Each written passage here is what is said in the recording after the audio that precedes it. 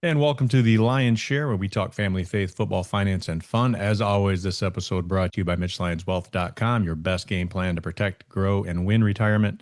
Special guest today is kind of a repeat visitor. We had my old teammate J.J. Birden on earlier this year and kind of rehashed his career, an illustrious one at that, at one of the smallest players ever in NFL history, and eked out a 9-year career in the NFL, which is pretty unbelievable. But today we are going to talk about something else. So before we get into that, let's welcome to the show J.J. Burden.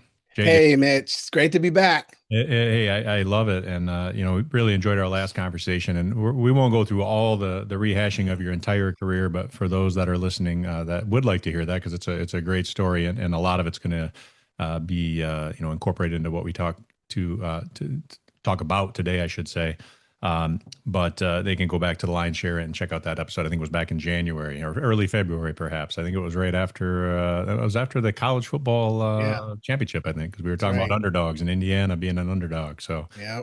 yeah, but anything? What's going on new for in your world in 2026? Well, the one of the big goals I set for this year was to write and finish my next book, which I can finally say yes. Not only done, we launched it 2 weeks ago. It's been published, and it's just exciting to There it is, finally folks. have that baby done. There it is, folks. It's great, and it's quite an achievement. And having written one myself, I know it's not a small task. And when did you first start it, JJ? How long did it take you to complete the book? And by the way, folks, that book is called Beat the Coverage: 6 Strategic Steps to Win in Business and Life. How long did it take you to get it done? It took me about, I want to say the writing part 3 months, but mentally, I had already written the book like probably a year ago. I had all the notes and I had all the outlines and the stories. It was just a matter of sitting down and putting it together. And fortunately, I had a 3-month window in my speaking business where I didn't take some speaking engagements so I could really focus on this. And the goal was to get it done before the NFL season started, and mission Well, accomplished. here you go. Oh, great. And hopefully, you've created a career of public speaking, going around helping folks. How, I guess, tell us how this book, I guess, can help that career, and how can it help people in general? Yeah, this one I handpicked because at this stage in my speaking career now, year 11, almost 200 keynotes, I wanted to create a brand that truly resonated with me, that was authentic to me, but it gave me kind of the green light to take what we learn in football and then teach to professionals, whether they're team leaders or executives or anybody really, because the coverage concept is something that everybody faces. But it started with looking back what I used to do. As you know, what do we do as wide receivers? Come out of the huddle. What's the coverage? Is it Exactly man or right. zone? And as you know, coverage is what stood between me and the end zone. And I thought, what a simple concept that everybody can relate to because everybody faces coverage.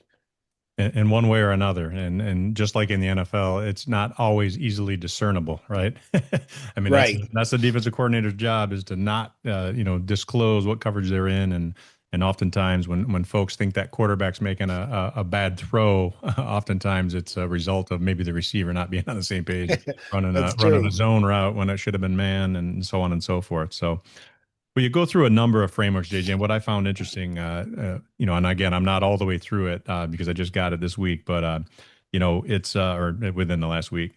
You go through a number of steps, the framework as you call it, and even before that, though, you talked about the foundation, some concepts that I find myself applying and trying to transfer to my team at Mitch Lyons Wealth. But your first point you talk about on the foundation is every day is game day.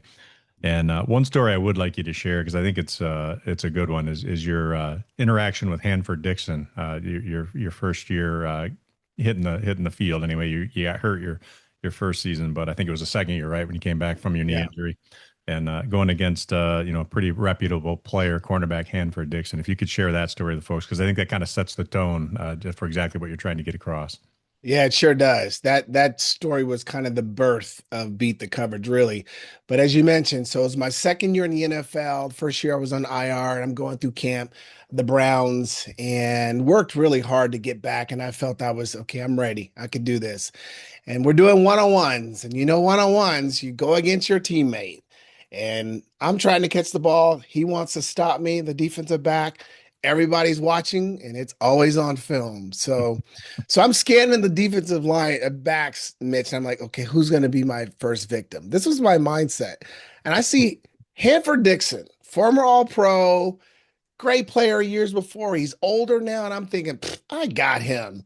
So we get up on the line, and Hanford's about a yard away from me, and I tell Bernie was actually throwing one-on-ones. I'm like, I want to run a go. I'm running by Hanford. I give him a little move like this, and when I went to kind of surge past him, he immediately locked on my shoulder pads. He grabs me and he throws me like this, and we're near the sideline. He throws me out of bounds. And so, Mitch, I'm sitting there looking up at him and I go, dang, dude, it's just practice. But then Hanford does something and said something that made a huge impact. He turns around, he squats down, he gets in my face. He says, rookie in the NFL, every day is game day. And if you don't figure out how to beat man to man coverage, the NFL for you will stand for not for long. And that was the wake up call. My wake up call. As you know, we all have a wake up call, but Mhm. that was really the beginning of that focus of, okay, I've got to learn how to beat the coverage or I'm not going to be around here very long. Yeah, I think we all have a moment. And for me, it was in my rookie year going against Mike Gann, who's probably like a 9-year defensive end out of Notre Dame. And we're not even in pads down there in Atlanta. And we're in my first mini camp. We're in shorts and shells and just didn't even have helmets on, which was the last practice. As it turns out, we never didn't have helmets on because Mike Gann, I go to release on a drag route, and Mike Gann absolutely jacks me. And Pierce Holt, our new $7 million defensive tackle, is running a game and he's looping over, and Mike just jacks me, and my head hits Pierce so hard right in the jaw, breaks his jaw. He's got to have it wired shut for 6 weeks. And Jerry Glanville, the head coach, is not happy with rookie number 86. And he comes up to me Yeah, the next day in practice. Rookie, what round did we draft you in? The 14th? Actually, the sixth, coach. You just broke my $7 million man's jaw, right? But to your point, Mike Gann kind of set the tone like, hey, there's no off days. And especially for the guys that aren't the superstars. right, This time of year always gets me chuckling because people are like, oh, what's training camp like? I mean, for some people, it's not too bad, right? But for guys right. battling every year to keep their job, and he's not the $50 million bonus baby, Yeah, it's stressful, man. It's a 24 hour a day. It's not as hard physically maybe as it was back in the day, but back when we played, obviously a couple pads and couple practices and pads every day and in the yeah, heat, and but more than the physical, it's the mental, right? It's that's knowing, to right. your point, that every play you're on film. And I try to get this across to people that, like, you're not just auditioning for the Detroit Lions or the Pittsburgh Steelers. Every team in the NFL is watching that film, and you're Yeah, auditioning for a spot in the league, period, whether it's with the team you're practicing with or not. So yeah. I appreciate you sharing that story. And the other part of your foundation you hit on is the underdog advantage, which I always kind of looked at myself as an underdog from the time I was little. I was a little brother and had the underdog. Mhm. Obviously, you being undersized by NFL standards, right? But they don't always stop there. You got to have the heart. So I guess share with people, just kind of where that emanated from with you. Obviously, undersized, but like when did that really become a chip on your shoulder, so to speak, that you kind of leaned into and used that to your advantage? Well, ironically, it actually started in grade school because I was always the smallest. Grade school, junior high, high school, I was always a little guy, and everyone kind of labeled me, and I had that little chip on my shoulder. And I had really good speed and quickness, and I always felt I could play with the big guys. But I just felt like most of my life I've been having to prove myself. You go to high school, and I'm the number one wide receiver. I have 15 touchdowns. I can't get a Division I school to recruit me because I weighed 133 pounds. And then I get to Oregon and I walk on. I beg the coach, let me try. Come on, come on. He finally says yes. And it was really just about proving them wrong. And I think because that has been such a habit, something I've always faced, it was easy. I think it was easier for me to say, okay, I've been in this situation again. Let's just go ahead and do our job and prove these guys wrong. Yeah, that's yeah, a big part of it, man, is just having that inner drive, right? And whatever it is, whether it's your underdog or you think feel like somebody disrespected you, or you Yeah. know, I remember in Pittsburgh, Coach Carr always saying, "Listen, guys, you're never we're going through a losing streak or a winning streak, and you know the guys reading the papers, right? You're never as good as they say you are, but you're never as bad as they say you are. So keep your Yeah. nose out of the. But for me, that always when people said something negative about me, that always drove me. And even to Yeah. this day, I still have a chip on my shoulder. People in the past that I know said certain things about me, or I wouldn't make it, or play at this level or that level. It's you got to have that inner competitor in you, man. That and it Yeah. translates, and that's what I love about your book, JJ. Is all these concepts and terminology that you and I know from football days. I mean, it resonates with me, and I'm excited to read the whole thing in its entirety. But maybe just kind of go through, and obviously, you're not going to give all the secret sauce, but just maybe some highlights of the framework you set. As far as knowing the field, right? Step one. Yeah. Yeah, the framework is really key because this time with this book, I wanted to make sure I gave the audience a framework, something that they can implement. They can see, they can read it, and they can apply it. And I looked at how I survived the 9 years and the different things I did, and I came up with the sixth step. And the first one was know the field. And as you know, our job was to study defenses. What are they doing? Because awareness gave us the edge. It gave us the clarity when we got on the line and we knew what they were doing. It gave us an advantage. And so that's the encouragement. The second thing was find the hole. Because as you know, every defense had a crack in it. And we were always trying to find the hole we could take advantage of. And that's the encouragement to other people. What is the opportunity? What's the gap? What are the vulnerabilities maybe in business that you're missing? The next one is draw out the game plan. And I know you appreciate this because our life was revolving around game plans. Every week, game plans, studying the game plan, but it was always intentional. And so it's just, again, whatever the goal is, whatever you're pursuing, have some kind of strategy you can trust, something that you're going to be following to help you win. And then the last two, five was put in the reps. This is the reminder to do the work. Doesn't matter how great you are, what you did in the past, you still got to do the work. You still have to put work on the fundamentals. And then lastly, it's execute and adjust.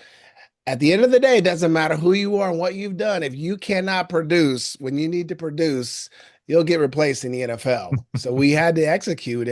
But also, how many times were audibles being called where the game doesn't go exactly the way you want? And it's those teams who could adjust and then keep on moving. So that's the framework. And I come from a couple of perspectives, obviously athletically, business, my family life, personal life, to try to connect with a variety of audiences, not just football, but just that everyday person that's trying to achieve something special.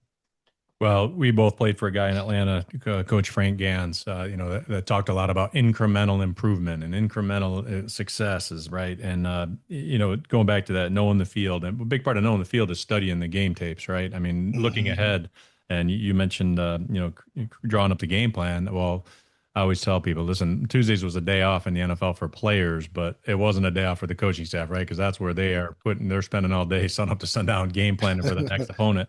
And it always cracked me up how you'd come into your position meetings on a Wednesday, and that's when they kind of unveil, all right, here's the plan Yeah. for the week, here's the game plan. And you start seeing these plays that, oh, we haven't even had this play in the playbook. Where's this play coming from? And then you'd go to watch the tape. They're going to watch the opponent that week, and guess what play they were getting beat on that previous week, right? Well, they were getting beat on the play you just put in your playbook. So until Yeah. until you prove you can stop something, you're going to keep getting hit with it. And might have been a hook and ladder or whatever, whatever trick play Peyton Manning was running against the team you're playing this week. All of a sudden you've got the same play in because they didn't stop it Yeah. last week. So let's give it a whirl. So that's such a big part. And the greats are great game tape watchers, right? Film Right. watchers, and you played with one of the greats, and folks. One of the first endorsements you see on this baby is Joe Montana. So that's pretty cool to have Joe Montana lead. The first page you turn to is Joe Montana giving praise for JJ's book, Beat the Coverage. Yeah. That's pretty cool that you had one of the all-time greats do that for you. Yeah, I was excited to get there because I haven't talked to Joe since we played. We've texted a couple times, but he was one of the first persons I wanted to have his endorsement because he's in there. I mean, there's some lessons I Sure. learned from Joe, great for leadership. So when he said, yes, what do you need? I was like, awesome, Yeah, that's cool. But it's nice to have that perspective. But also too, the gentleman who wrote the forward was a guy I went to high school who now is owner of Carson Oil, which is this billion-dollar company. And I specifically wanted him to write the forward because he's a businessman. You know, Yeah. this is who I'm talking to, and Yeah. he has that credibility from that standpoint. He didn't play football, but he did okay. He played in high school. Yeah. He Not, was the other receiver. oh, was he? All right, cool. Yeah, yeah. Yeah. So yeah, that's pretty cool. So JJ, how can folks get your book, but also how can they seek you out for speaking to speak to their business, their group? What's the best way for folks to reach you? Yeah, best place would be my website, jjburden.com, which is basically the hub. You can book me for speaking through there. We've now added my books there. I got a shop section. I'm going to be selling Beat the Coverage Merc, There and you go. I got a coaching program I'm designing, Beat the Coverage coaching program. So everything will be there. But if somebody wants to go directly to Amazon.com, just go to beatthecoverage.com. Perfect. All right. Well, hey, man, I wish you nothing but the best, and I'm excited to settle down and take a full read of this thing. And the parts I've read so far are just conjuring up a lot of memories for me, just Yeah, being in the war room and out on the field, and again how that applies to business because there's a lot of applicability there. And yeah, and the nice yeah. thing about business, you don't have to get beat up physically, man. No, You can put these lessons to work and not take any shots, and don't have to have Hanford yeah. Dixon throwing you down on the ground, Oh no. No, right? no, no, no. So Yeah, and thank you too, Mitch. I appreciate you. And I love watching your journey because we were teammates. It's like not like we were the closest. I think we're closer now, yeah, but right. it's always nice to see team members make that transition successfully and make an impact serving other people. So good job. I appreciate that, and that we got connected on LinkedIn, a couple years back, and yeah, it's been fun. It's been a lot fun watching your journey, and yeah, I've heard you say, it's just fun, social media connecting with old teammates and getting plugged back in and seeing what they're doing. So that part of social media is a blessing. There's some negatives to social media, Yeah. but there's a lot of good. It's what you make of it, and you're doing it the right way, and I appreciate those comments. So. Until next time, folks, I wish you adieu. And JJ, thanks for joining, and God bless you, brother. And folks, again, this episode brought to you by MitchLyonsWealth.com. Go to the website for all kinds of materials for your retirement needs. And or check us out on our YouTube channel, The Lyons Share and Mitch Lyons Wealth on YouTube. Take care, folks. See ya. Thanks, buddy.